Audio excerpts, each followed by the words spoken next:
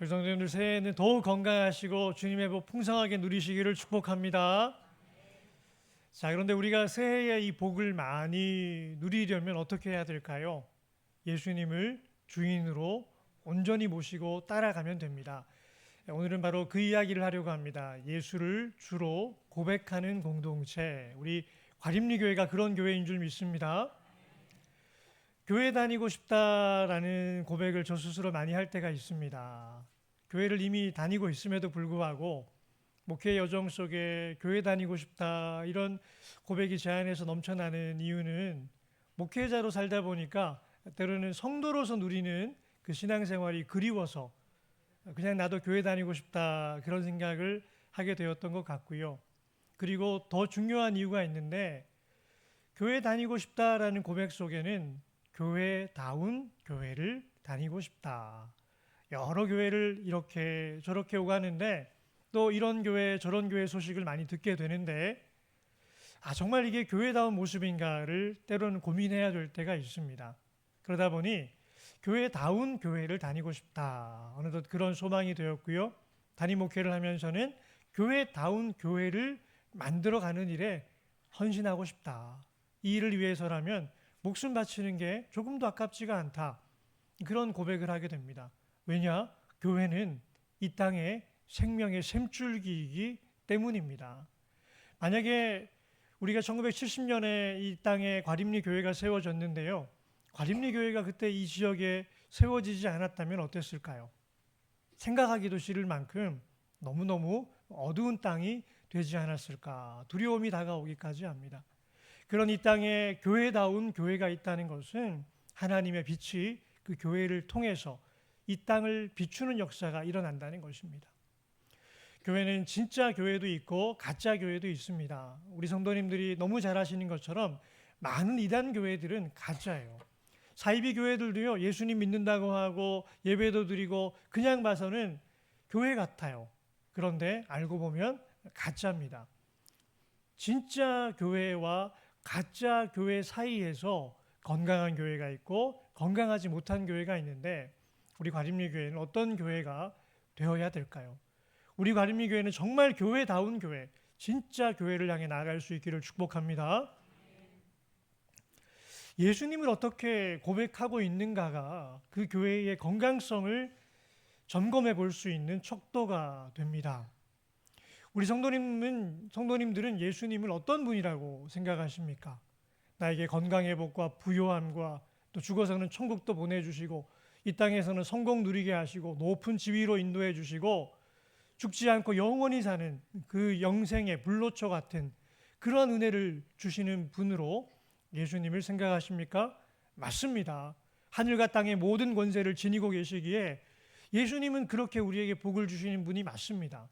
그런데 이 예수님을 그렇게만 인식하고 있다면 예수님을 나의 필요를 위한 예수로만 생각하고 있는 것입니다. 여기에서 우리 신앙생활에 문제가 발생합니다. 예수님은 우리에게 복을 주시는 분일 뿐만 아니라 예수님은 우리의 주님이십니다. 예수님이 나를 죄에서 건져서 예수님의 소유 삼아 주신 것만으로도 너무 감사하고 날마다 예수님께 기도하게 되고 주님의 뜻이라면 삶을 다해 순종하게 되고 주님의 사랑으로 섬기고 헌신하는 것이 너무너무 감격스러워지는 것. 그래서 무언가도 원하지 않고 하나님께만 영광을 올려드리는 것이 인생의 소망이 될 때 예수님이 나의 주님이 되신 증거입니다. 진리 그 자체이신 예수님을 섬기는 것입니다. 진리 그 자체이신 예수님을 나의 주님이시기에 주님이라 고백하며 섬기다 보니 예수님께서 나에게 모든 필요를 채워주시는 분으로 다가오시는 거예요.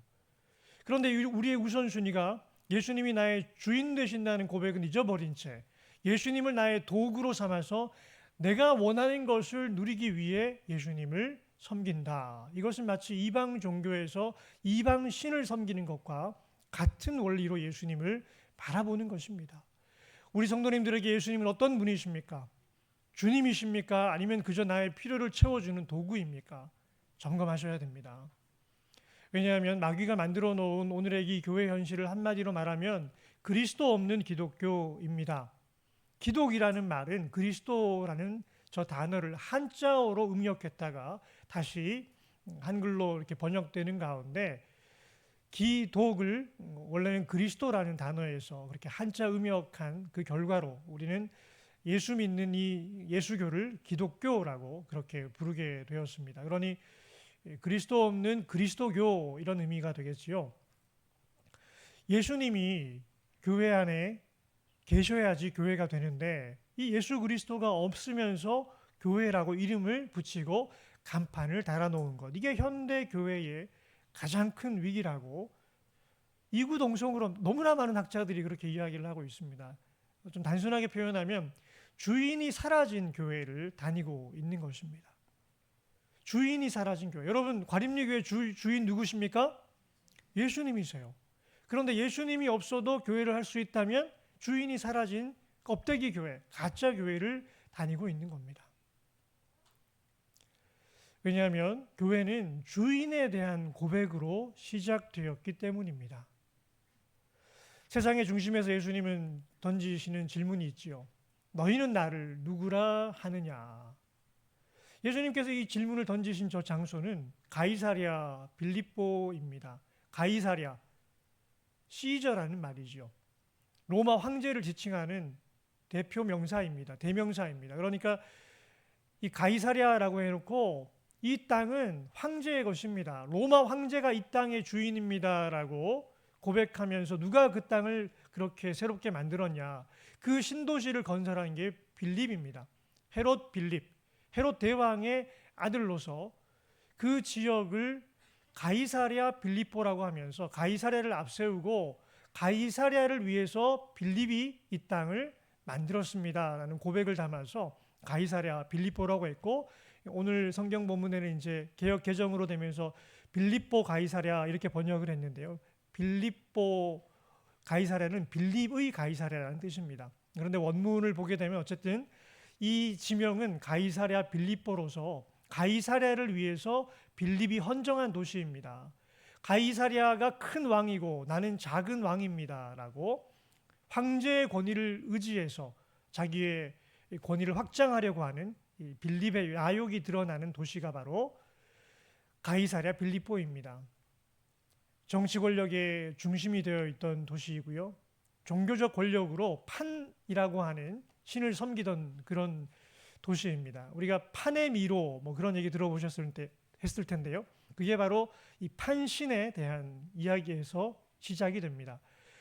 암석이 많고 동굴이 많았던 이 지역에서 그렇게 동굴을 파서 만들어진 신전들이 종교적 권력의 중심이 되어 있었습니다.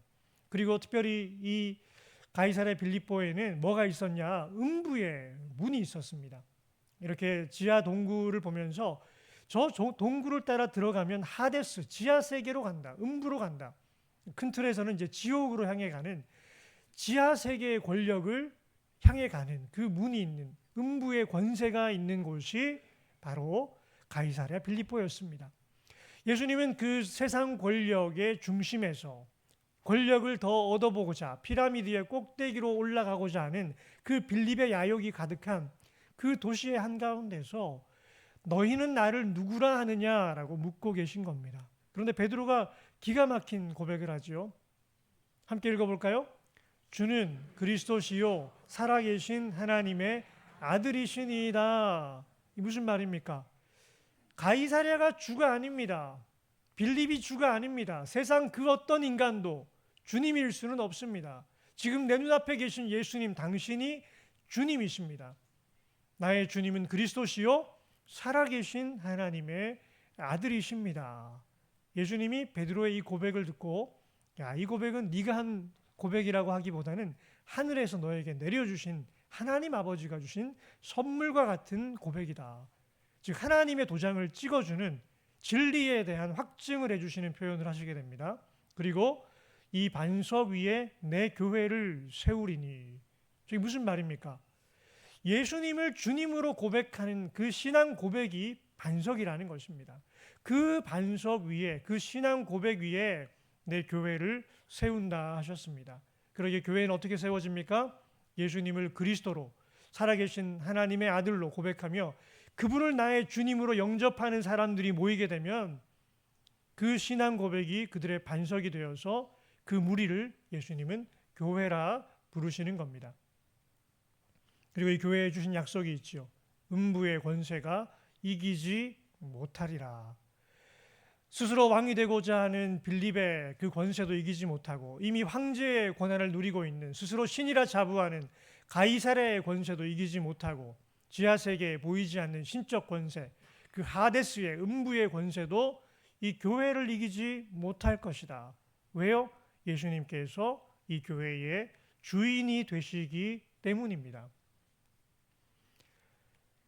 예수님은 어떤 주인이십니까? 주인에 의해서 종의 운명이 결정되는데 예수님은 어떤 분이신가?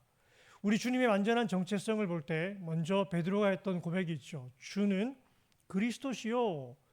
이 그리스도는 메시아의 헬라어 음역입니다. 헬라어로는 그리스도, 또 히브리어로는 메시아. 하나님께서 기름 부으실 자를 의미합니다. 왜 기름을 부으시나요? 사명을 주시는데 죄의 결과 지옥의 형벌을 기다리고 있는 우리 인간들을 구원하라고 기름을 부어서 네가 가야겠다라고 메시아로 그리스도로 세우시는데 그 조건이 무엇일까요? 자기의 삶을 들여서 인간의 죄를 대신 짊어지고 십자가에 피를 흘려서 대속의 은총을 베풀어야 되는데 완전한 인간이 되어야 됩니다. 짐승의 피가 인간의 피를 대신할 수 없는 것처럼 신의 피도 인간의 피를 대신할 수 없습니다. 왜냐? 나일강 전체를 다 피로 물들이는 그 신의 피가 뭐가 귀하냐 이렇게 말하면 인간의 피하고 바꿀 수가 없지요. 그러기에 완전한 인간이 되어서 죄 없는 인간으로 우리의 피값을 통해서 구원하시기 위해서 예수님은 자신의 피를 흘려 우리를 사신 것입니다. 내가 죄 없는 인간으로 이 땅에 왔으니 이 사람이 받을 형벌을 대신 받겠다 하고 예수님의 피를 흘려 우리를 사셨습니다. 예수님이 우리의 구원자가 되셨다는 게 그리스도라는 의미입니다. 완전한 인간으로 오셔서 우리의 죄값을 짊어지고 십자가에 죽으시고 끝난 게 아니지요. 이분은 또한 완전한 하나님이십니다. 그 표현이 하나님의 아들이라고 하는 단어 속에 들어 있습니다. 죽으셨을 뿐만 아니라 부활하셔서 우리에 대한 소유권을 행사하십니다. 예수님의 핏값으로 다시 사셨기에 우리가 주님의 것인데 죽고 없어진 게 아니에요. 부활하셔가지고 얘는 내 거다 하고 부활의 권능으로 우리를 다스리고 계십니다. 예수의 피로 사셨고 부활의 권능으로 우리를 현재 다스리고 계시기에 예수님은 실제적인 우리의 통치자이십니다. 우리는 그분의 소유이며 그분의 통치 아래에 있습니다. 이 고백을 하면서 우리가 예수님을 주님이라고 부르는 것입니다. 우리의 주님은 한마디로 완전한 인간이 되신 완전한 하나님이십니다. 예수님은 우리의 주님이 되시죠. 소유권의 권리, 피로 우리를 사셨기 때문에 우리는 예수님의 소유입니다. 완전한 예수님의 소유입니다. 그러니까 우리는 사실 종이라는 표현보다는 더 정확하게 말하면 우리는 노예입니다. 예수님께서 우리를 다스리시는 근거의 능력은 어디에서 비롯되느냐? 부활하여 승리하셨기 때문에 우리를 다스릴 권세가 있으십니다. 그 어떤 권세도 이 권세를 당할 자가 없습니다. 과거에도 피를 흘려 우리를 사셨기에 우리의 구원자로서 우리의 주가 되시고 현재에도 부활하셔서 예수의 영으로 우리 안에 거하시며 우리를 다스리시기에 우리의 주님이시고 다시 오셔서 재림의 주로 온 땅을 심판하실 때에 영원히 우리를 통치하시기에 과거도 현재도 미래도 예수님은 우리의 완전한 주인이 되십니다. 이 예수 그리스도의 주권을 고백하며 모여진 공동체가 과림리 교회입니다. 사랑하는 성도 여러분, 예수님의 주권을 인정하십니까? 아멘. 그 고백을 하는 사람들이 지금 여기 모여 있는 것입니다. 그런데 때로는 이 주권이 우리 안에서 희미해지기도 하고 선명해지기도 합니다. 예수 그리스도의 주권을 더욱 선명하게 세워가는 과림리 교회가 되어야 합니다. 그러기 위해서 예수님 오늘 우리에게 물으십니다. 너희는 나를 누구라 하느냐? 나의 필요를 채워주는 나의 삶의 도깨비 방망이 같은 도구입니까? 아니면 내 삶의 완전한 소유권을 가지실 뿐 아니라 지금도 내 안에 역사하셔서 나를 다스리고 계시는 나의 주님이십니까? 주님 앞에 뭐라고 대답하시겠습니까? 우리의 신앙 고백을 점검하셔야 됩니다. 우리 함께 고백하겠습니다. 과림리 교회의 주인은 오직 예수 그리스도이십니다. 한 번 더 합니다. 과림리 교회의 주인은 오직 예수 그리스도이십니다. 한 번 더 합니다. 과림리 교회의 주인은 오직 예수 그리스도이십니다. 이 고백을 하는 자가 여기에 모여 있는 것입니다. 다른 틈이 조금도 없습니다. 과림리 교회의 주인은 오직 예수 그리스도이십니다. 실제로 주인이신가를 점검하려면 내 생각부터 살펴보아야 합니다. 내 개인의 대소사나 가정사나 교회사나 내가 맡고 있는 여러 일들 앞에서 내 생각은 말입니다 라고 이 내 생각이 먼저 앞섭니까? 아니면 주인 되신 예수님께서 뭘 원하실까? 이걸 먼저 살피게 됩니까? 우리가 직장 생활할 때도 직장 상사의 눈치를 살피면서 내 뜻이 아니고 우리 부장님이 뭐 원하실까? 기가 막히게 그런 작동을 하는 직원들이 있더라고요. 근데 우리가 신앙생활하면서 부장 정도가 아니고 완전한 왕이시고 영원한 주가 되시는 전능하신 여호와 하나님의 아들 예수 그리스도를 우리의 주인으로 모시고 있으면서도 주님이 무엇을 원하실까를 생각하지 않고 있다면 심각한 문제 가운데 빠져 있는 것입니다. 교회의 의사결정 구조는 매우 단순합니다. 말씀과 그에 대한 순종입니다. 여기에는 내 생각이 들어올 틈이 없습니다.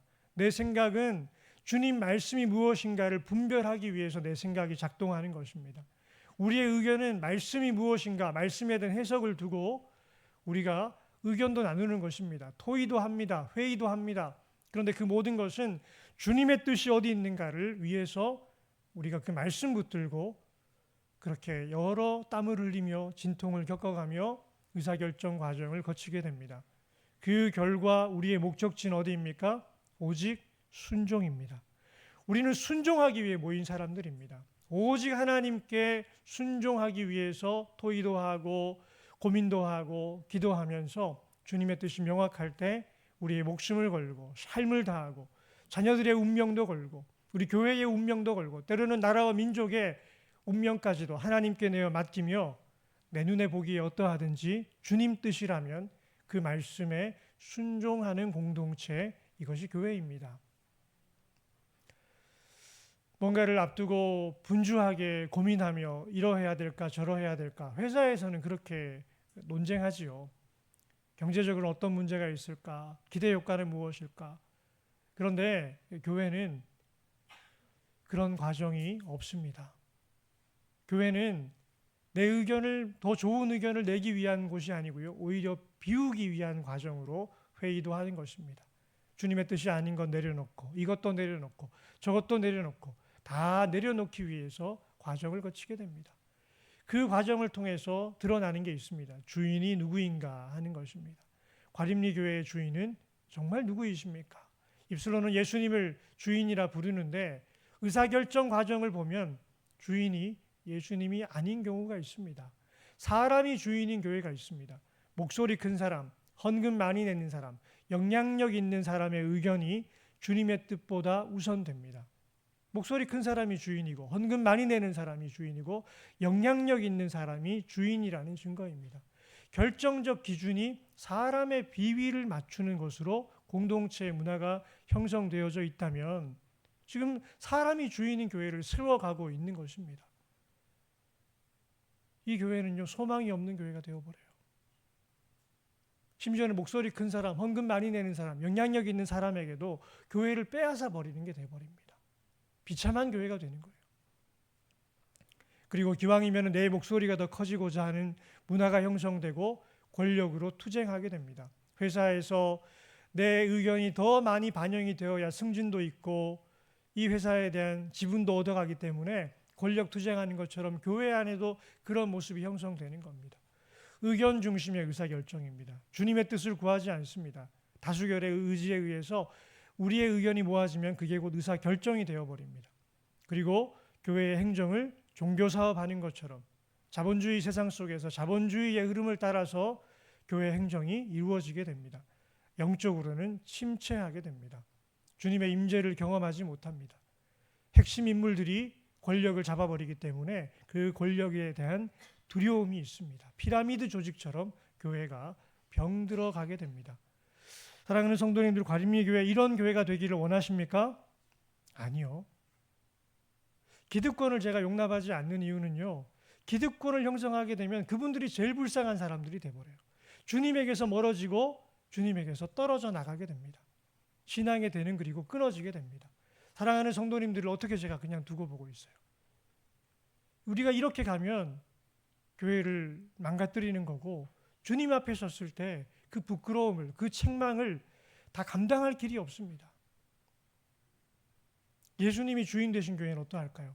모든 결정의 최종 권위는 오직 기록된 말씀과 주님의 뜻에 있습니다.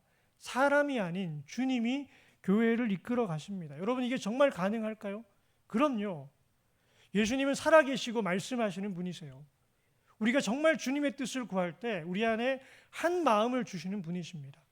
왜 기도합니까? 예수님이 주인이시니까 기도하는 거예요. 제가 가장 두려운 게 뭐라고 했는지 기억나십니까? 이번에 목회 드라이브 걸면서 제가 정말 두려웠던 게, 하나님 뜻은 아닌데 제 인간적인 목회적인 경험과 제 욕심과 저도 제가 인지하지 못하고 있는 가운데 인간적인 야망이 숨어서 주님의 뜻이라고 포장하고 내가 원하는 대로 교회를 이끌고 가려고 하는 게 아닐까. 이게 너무 두려운 거예요.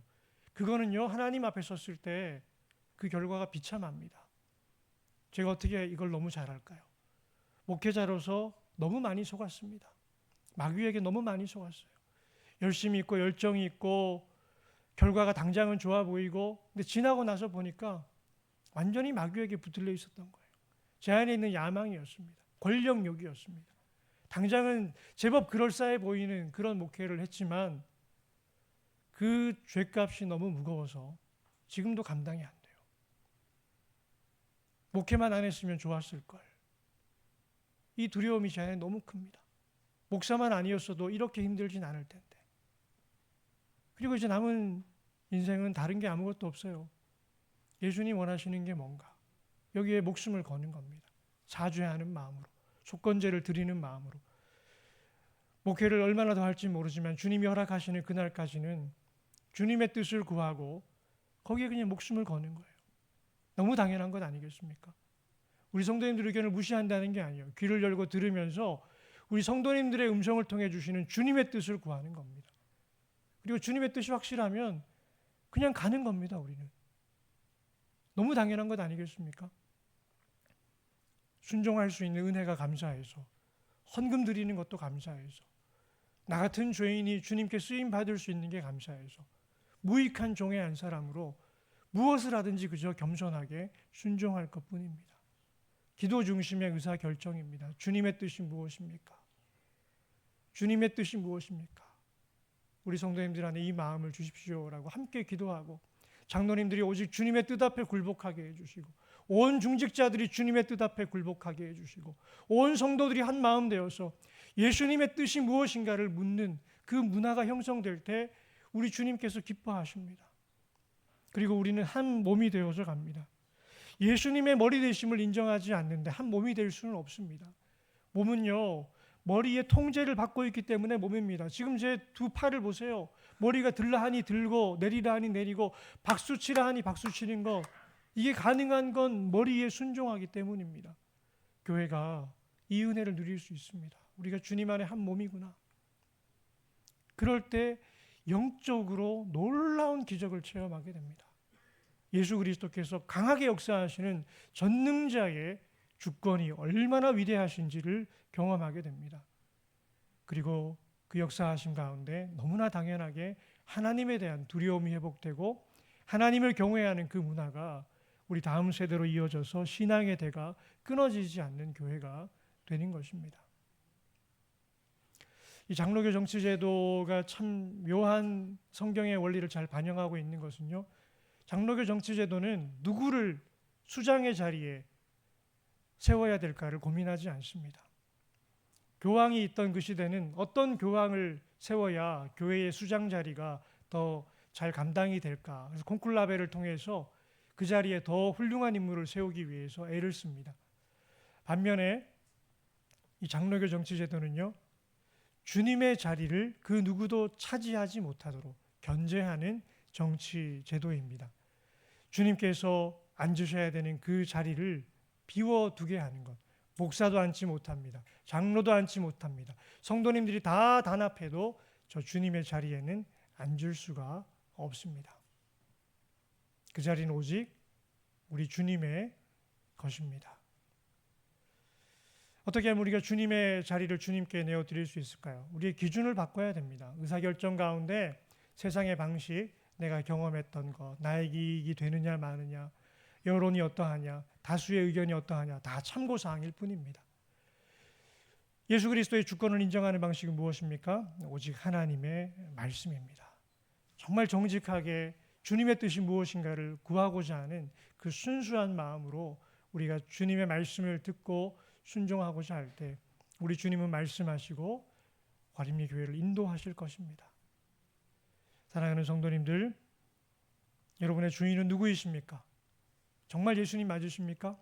그렇다면 올 한 해 예수님을 입술만의 주님으로 고백하는 것이 아니고 삶을 다해 예수님의 주권을 고백하고 예수 그리스도께서 주님을 부르는 우리 공동체 가운데 어떻게 역사하시는지 그 기적의 놀라운 역사를 체험하시는 과림리의 모든 성도님들 되시기를 주님의 이름으로 축원합니다. 아멘. 사랑의 아버지 하나님, 마귀의 권세 아래 짓눌려 있던 우리들을 주님께서 불쌍히 여기시고 예수 그리스도의 보혈의 피로 건져주시고 예수의 부활의 권능으로 다스려 주시니 감사합니다. 이 은혜의 복음 앞에 오늘 우리는 어떤 모습으로 서 있습니까? 여전히 내 삶의 주권을 나 스스로 붙들고 있으면서 마귀의 권세 아래 놓여 있는 것은 아닙니까? 하나님, 2026년 이 새해에는 우리를 붙들고 있던 모든 마귀의 통치는 사라지게 하여 주시고 우리 삶의 주권을 예수 그리스도에게 온전히 넘겨드리는 가운데 부활의 권능을 체험하며 우리 과림리 교회 가운데 역사하시는 전능하신 하나님의 역사를 마음껏 누리며 삶으로 주의 복음 증거하는 과림리의 모든 성도들 되게 하여 주옵소서. 예수님의 이름으로 기도합니다. 아멘. 다 함께 일어나 파송의 찬양 부르겠습니다.